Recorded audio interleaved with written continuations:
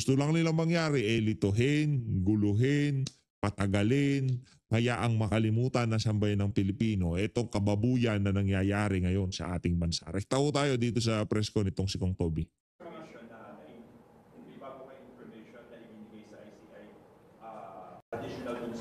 Yes, may mga bago silang tanong na clarifications para maintindihan nila mas lalo kung paano yung proseso. So, nagbigay tayo kung ano yung nalalaman natin tungkol. Ba't ka pa nagbigay? Kala ko bang nagpunta na dyan si Speaker, si Martin Luther, yang si Kim Bonjing. Di ba nagpunta daw siya dyan sa ICI dahil ikinwento niya yung proseso ng budget dyan sa House of Representatives. Yun daw ang kanyang binahagi dyan sa mga kaibigan ni Marcos Jr. dyan sa ICI. Sa mga bagay na yun. Siyempre, alam natin, sinabi natin, may mga bagay naman na hindi tayo aware. So, sinabi rin natin na hindi ako aware dyan sa sistema rin. Pero based sa yung facial expression, Kong Toby, ako naniniwala diyan sa mukha mo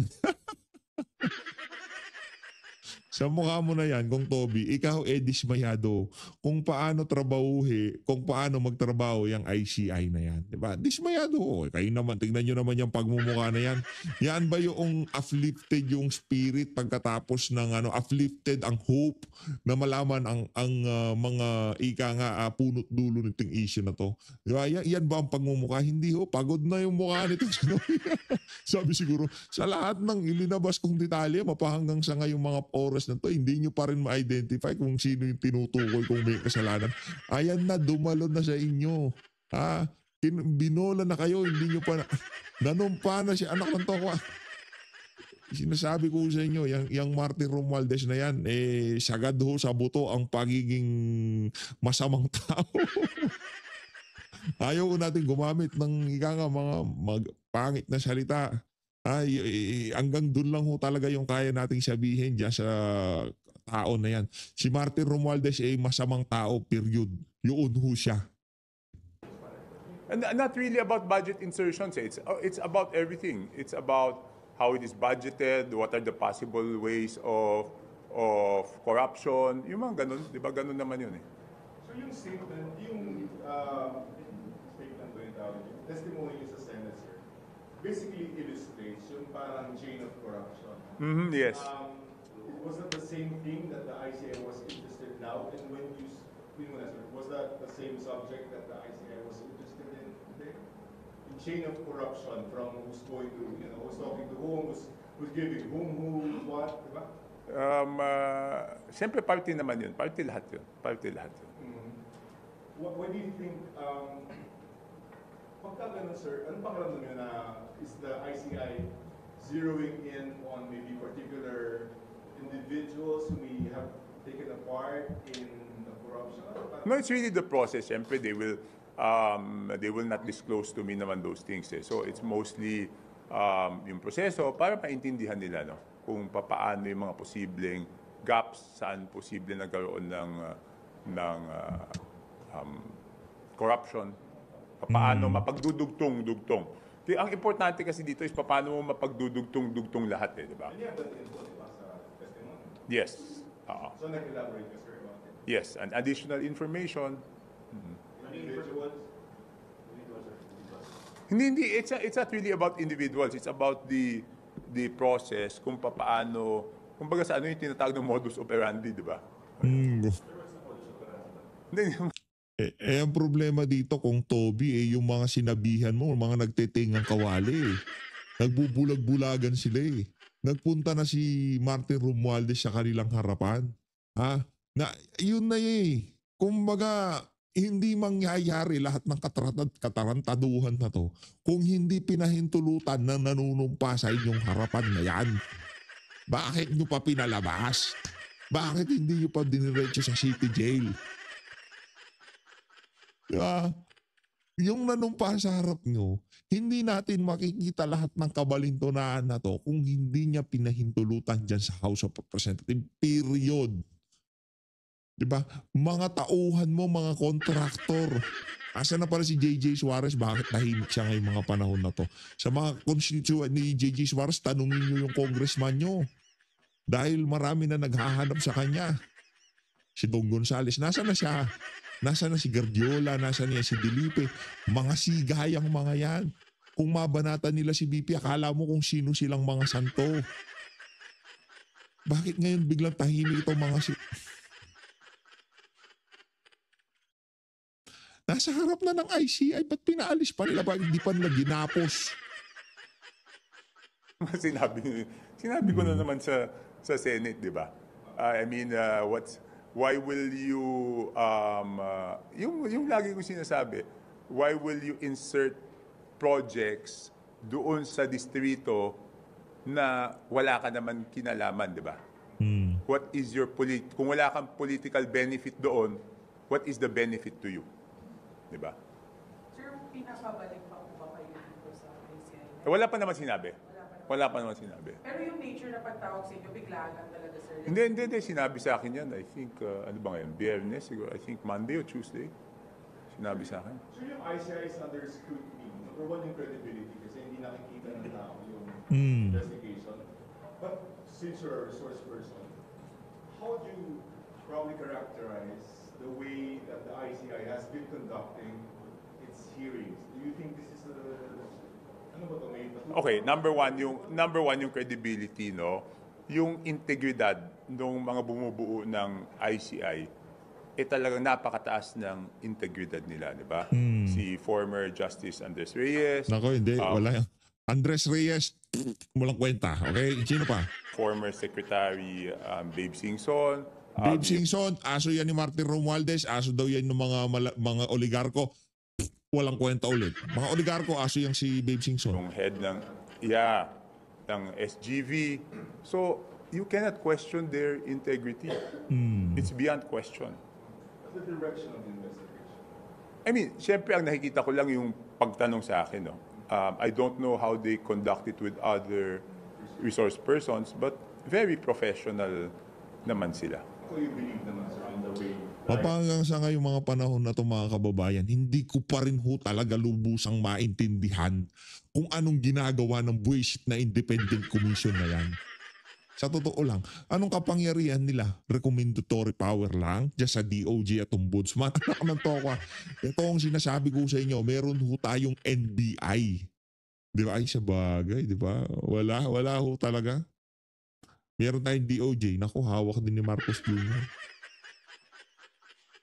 Kasi naisip na ho nila yan eh. Paano kung bigay na lang natin sa DOJ ang di ba parang maglalabas yan parang self-serving kasi under yan ng executive, wala pa rin eh.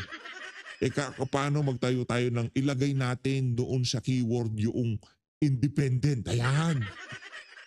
Walang ya kayo ha. Lagay natin doon sa salita nang mag-iimbestiga yung independent. Kasi hindi nga naman pwede ang NBI kasi under ng executive. Hindi pwede ng DOJ kasi under ng executive. Noong panahon pa na hindi pa nila sigurado kung mapapasama sa listahan si Ombudsman na Boeing. Noong ano yan eh, hindi wala pa si Boeing yan eh. O nung napasok na si Boeing, ayan, yung medyo okay na. Sa tingin ko nagsisisi na yan si Marcos Jr. Bakit? Ay sa bagay, self-serving pa rin. Kasi si Boeing, galing siyang DOJ. Hindi siya pwedeng sabihin na siya ang ombudsman. Siya ang tratrabaho, yung mga government official dadaan sa kanya, yung mga private individuals, yung mga contractors, DOJ naman, hindi naman pwedeng ganun. Kaya talagang bubuin yung independent na yan para maging smoke screen nitong si Marcos Jr. para hindi siya ma-implicate dito sa napakalaking skandalo na to na kahit anong gawin niyang hugas kamay, hindi lilinis ang kamay niya dahil yung kamay na pinampirma niya dyan sa budget na yan ang dapat itali sa puno ng mangga at pakagat sa mga antik. Yan. Yes. Why do you have the confidence na this is a serious investigation? Hindi, because alam naman ng lahat di ba? Alam naman ng lahat na galit yung tao. Okay? Alam naman ng lahat na hinahanap ng tao yung katotohanan. Alam naman ng lahat na may pag-iisip na yung tao kung sino yung talagang mga gumawa ng kasalanan eh. Ang Hmm. kailangan na lang Yun buuin. ang problema. Yun ang problema. Ang mga tao, hindi si VP Sara nagsabi na yung mga individual na yan, sila may kasalanan. Matagal na yun. Long time ago na yan. No, sinabi ni VP Sara, 2 tao lang ang may control sa budget ng sambayanan. Si Zaldico at itong si Martin Romualdez. Matagal na panahon na yun. Ika nga ano na yun, parang history na yun eh.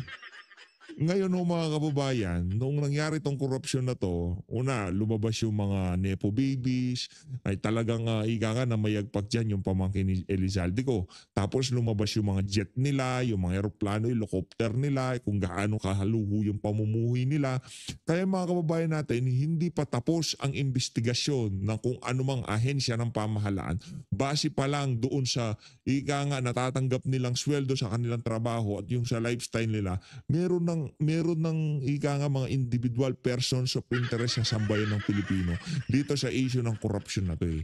Nandyan na si Elizalde ko, nandyan na yan si Martin Romualdez, nandyan na yan si Dong Gonzales, nandyan na yan si Garjola, nandyan na yan si JJ Suarez, nandyan na yan si Dilipe. Nasa utak na sambayan ng Pilipino ang mga pangalan na yan. At paulit-ulit nating babanggitin yung mga pangalan na yan dahil yan ang mga nababasa natin sa social media. Yan ang hinahanap ng ating mga kababayan. Bakit hindi pa nakakulong yung mga individual na yan? Dito is yung ebidensya. Ebidensya Para yan. mapatunayan sa korte. Ang matindi dito, yung ebidensya, pumasok na. Yung may sala, pumasok na eh. Hindi na nga ebidensya eh. Alam ng IC, ay, anak ng Petrang Garapata. Kung Toby ako, ayaw kitang anuhin kasi masyado ka maano eh. Na yung mga may Napakaano kasalanan, talagang may kasalanan. Di ba? Sa tingin ko, my impression is, yun ang binubuo nila. I mean, impression My impression is, binubuo nila yung ebidensya para matibay siya pag final sa korte. So in terms of accountability, how high should this go? Wala. Kung saan pupunta, doon dapat pumunta. Hindi pa pwedeng, hindi pa pwedeng may iwasan dito. Kung saan kung saan sila dali ng ebidensya, dapat, yun ang papailan ng kaso. Sure, at the risk of being repetitive, si Representative Ko, nagpa-condemn petition na sila, pero ang call niyo was to cancel the passport. Yes, no, okay. This I will be very clear, no, and I hope those in charge in government, especially the DFA, hears this loud and clear. Okay. Ang sentimento ng taong bayan, hindi nila tatanggapin na hindi mapabalik si Zaldico dito. Dapat naiintindihan yan ng mga may kapangyarihan na pabalikin siya. Kasi pag dumating sa punto, wag naman sana na sabihin na kailangan na siyang pabalikin at hindi siya mapabalik. Huwag natin subukan yung pasensya ng tao. Sa tingin ko doon na talagang magagalit ang taong bayan. At baka doon na sila magduda sa sinseridad ng investigasyon. Kaya nga, sinasabi ko, doon sa DFA, may kapangyarihan naman silang kanselahin yung passport eh.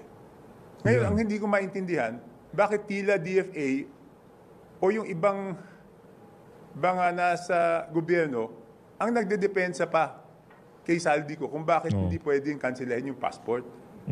Doon pa lang mapapaisip ka na, dapat doon pa lang Congressman Toby napaisip ka na eh. 'Di ba ang tinuturong ika nga persons of interest sa makakapagturo sa mastermind itong si Elizalde ko. Ngayon yung mismong administrasyon pinagtatanggol yung hinahanap yung ika nga kinikrave ng sambayanan. Di ba? Kinikrave ho yan yung tipong ilabas nyo na yan, di ba? Gusto na lantakan na sambayanan eh. Pero anong ginagawa ho ng administrasyon na to? Pilit hong pinagtatakpan. Dapat doon pa lang Congressman Toby Tiangco, mapaisip ka na eh. Tanong mo sa sarili mo, bakit kaya pilit pinagtatakpan ni Marcos Jr., mga ahensya ng pamahalaan ni Marcos Jr., mga ahensya ng administrasyon ni Marcos Jr., yaang mama na yan? Bakit hindi pa pa-Interpol yung mama na yan? Bakit hindi pa code red yan? O kung ano mang code, lahat ng code, code rainbow, lahat ng code. Di ba? Ano na yan eh. Para mapadeport na natin at ika nga miss na namin si Elizalde ko. Isa ako sa mga susundo sa kanya sa eroplano. Di ba? Kasi pagka hindi siya tumayo doon sa kanyang kinauupuan, ako mismo kakaladkad sa kanya. Dito kay Elizalde ko, ako mismo kakaladkad sa kanya. Kunyari, nasa eroplano siya. Ibigay niya sa akin yung warrant niya. Ako babasa dyan sa warrant niyan. Ngayon pagka ayaw niya tumayo, ako mismong hahablot sa ulo nun.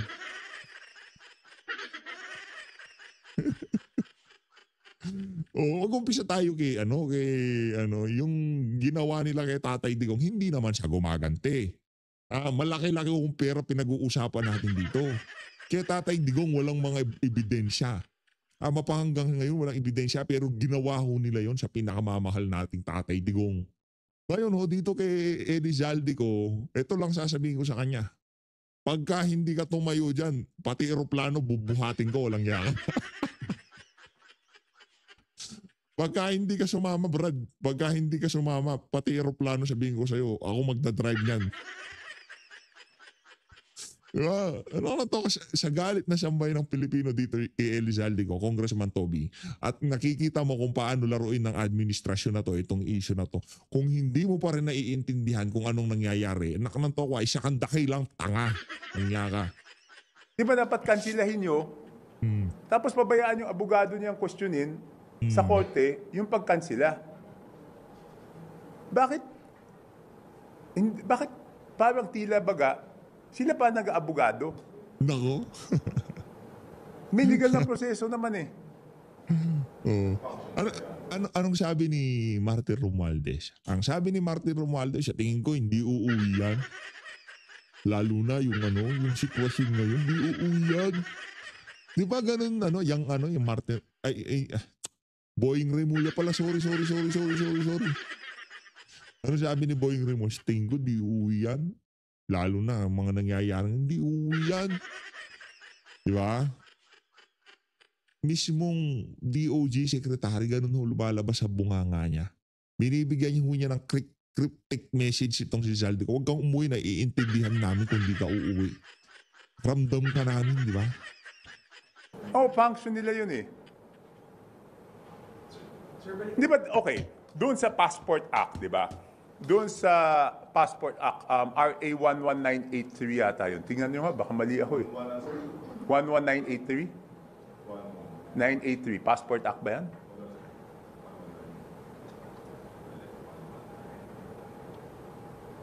So sir, anong tingin niyo? Bakit parang meron kang hindi passport? Tama.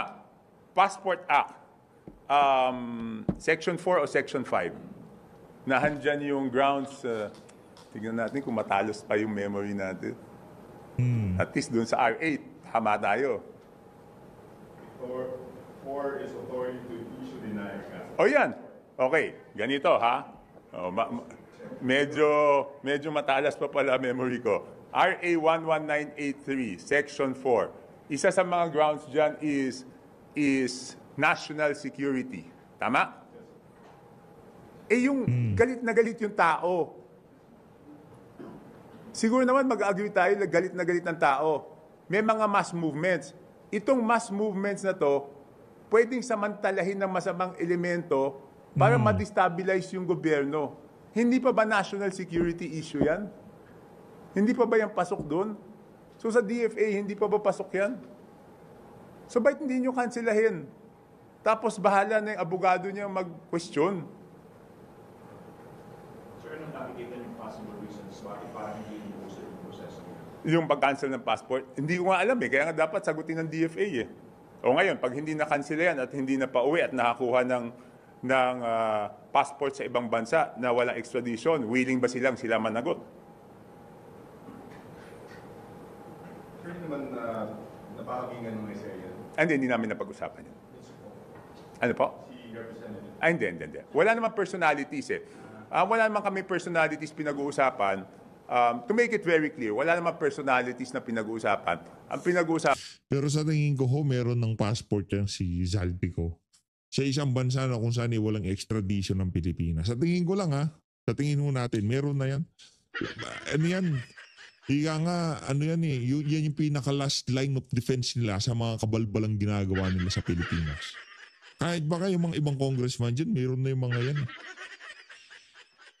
Meron na yung mga yan, hindi lang nabubulgar. Sa tingin ho natin mga kababayan, yan pinaka-last line of defense nila. Pagka nagkanda hendot-hendot ang ginagawa nilang pagnanakaw, meron kaming pupuntang isang bansa, kahit ikansila nyo pa passport namin, doon na kami titira, forever na kami doon. Diba? Hindi nyo kami mapapauwi kasi wala naman extradition treaty ang Pilipinas doon. Walang Interpol doon. Diba? Oh. Usapan lagi is yung proseso. I think they just, my impression is, gusto nila maintindihan yung proseso. Yung buong proseso. Ito, ganito, ang masasabi ko lang doon sa mga taga-ICI, ang tatanga nyo, anak ng tokwa. Isang former associate justice, isang former DPWH secretary, malamang merong mga staff dyan na galing dyan sa House of Representatives. Tapos tatanungin nyo kung paano yung proseso, mga damuho kayo. Ang ginagawa nyo, pinapahaba nyo lang usapan, pero alam nyo naman kung sino ang may kasalanan. Tama, mali? Lang yan. Proseso, paano nagsisimula, paano yung mga posibleng siyempre naman sila nag-iimbestiga, hindi naman nila i-disclose sa akin kung ano yung hinahanap na ebidensya, di ba? Hindi. Ako alam ko, ikaw naman Congressman Toby, alam ko kung nahanap nilang ebidensya. Yung ebidensya yung nahanap nila, yun yung ebidensya na makakapag-connect sa mga Duterte dito sa issue ng flood control. Kaya medyo nahihirapan at natatagalan sila kasi wala silang makitang ganun. Ang takin mo, nagpunta na si Martin Romualdez, yung pinatakas pa nila. Nasa kamay nyo na yung ano eh. Diba? But I think parang there's a public uproar right now. Kaya going to strike the integrity ng ICI because the hearings are not live streamed, it's not open to the public. So what's your take on this, sir? Dapat ba gawing live na rin talaga yung mga pag-hearing ng ICI? Hindi, alam nyo, ako naintindihan ko naman eh. Naintindihan ko naman yung sentimiento ng tao na gusto nila maging live yung hearing, no? So yun, 100% naintindihan ko yun, no? But syempre, hindi naman ako pwedeng manghimasok doon sa desisyon ng ICI na yun. Pero kung tatanungin niyo ako whether naintindihan ko yung sentimiento na yun, naintindihan ko. Naiintindihan itong si Congressman Toby Chanco. Kung naiintindihan niya, alam niya mali ang ginagawa ng ICI. Hindi lang siya makapalag. Kasi kakatapos mo lang nagsalita dyan baka sa susunod ikaw na implicate dyan. Maya-maya yung mga drainage na nabotas to, di ba? Nabotas nga ba to si Congressman Toby Chanco? Nabotas to, di ba? O basta doon sa distrito mo sila namang kalkalin ng mga taga-ICI. Sabi ko nga, naiintindihan ko yung sentimiento na yon ng tao na gusto nila live stream. Kaya lang bilang respeto, ipinapaubaya natin sa ICI na sila ang magdesisyon doon sa bagay na yun. No? Pero 100% naiintindihan ko yung sentimiento ng tao ba. Naiintindihan niya at alam niya yung ika nga gustong mangyari na sambayan ng Pilipino na malaman nila kung anong pinag-uusapan diyan sa buwisit na ICI na yan. Okay na, nagtayo na kayo ng ICI. Ay, kahit hindi namin kilala kung sino yung mga nandyan sa buwisit na ICI na yan. Ha? Pero doon na lang sa bahagi na ibigyan nyo kami ng glimpse yan. Glimpse. Kahit nga yung tipong yung tipong mga splice na video, yung pagtatanong, yung mga ilang pagsagot, yung mga vital question and answer portion na hindi makakaapekto doon sa sinasabi nila security o kung ano pa man nung ginagawa nilang investigasyon. Dapat labasan nyo kami noon eh. Yung buwisit na tagapagsalitaan nila dyan sa ICI, yung mayat-mayan daldal ng daldal sa social media. Bayan. Yes, sir. Tapos na si Pwede pa Toby. Memory ko, matalas pa ng konti. Nakachamba lang ng isa. Sobrang naman to si Kong Toby. Meron pa, di pa tapos. Di pa tapos. Sige, tuloy natin. Pwede pa. Pwede pa mag-chicks. Wala pa. So, First daw, Yes, Second time sa nabotas po. Second sa sa ilang ilan. Okay. Hindi kayo binaba, ha? Hindi na. Ayos na yung navigate. So yun. Na-sanction ba yung barge owner? Yung barko? Ay, dati? Yung second time o yung ano? First and second time. Abo, parang si Joseph Morong ata yun na. Joseph Morong ba yun? Yung first time. Ba't nawala hindi ka sa kami- Malacanang, Brad? Panahon kasi ni Tatay Digong si Joseph Morong taga ano dun eh. Taga Salansan nila dun eh. Di ba sa Senado? Ngayon wala na siya. Anong nangyari sa'yo, Brad?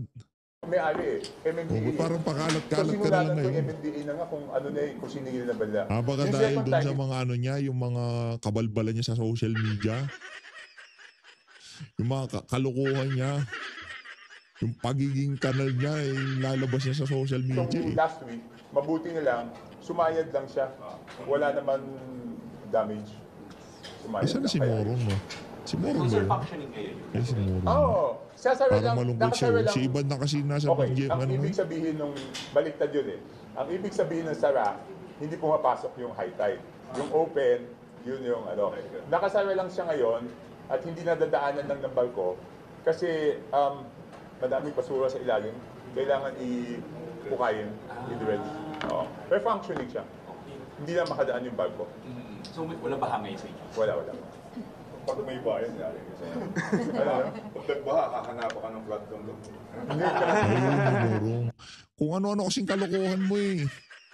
Di ba? Yung si Morong, nakita ko si Morong. Dati na, nasa Malacanang ka. Ano ka, yung demoted ka, Brad. Pakalat-kalat ka na lang eh. Sakit ng ulo ko yung pag ano. Alam naman nila.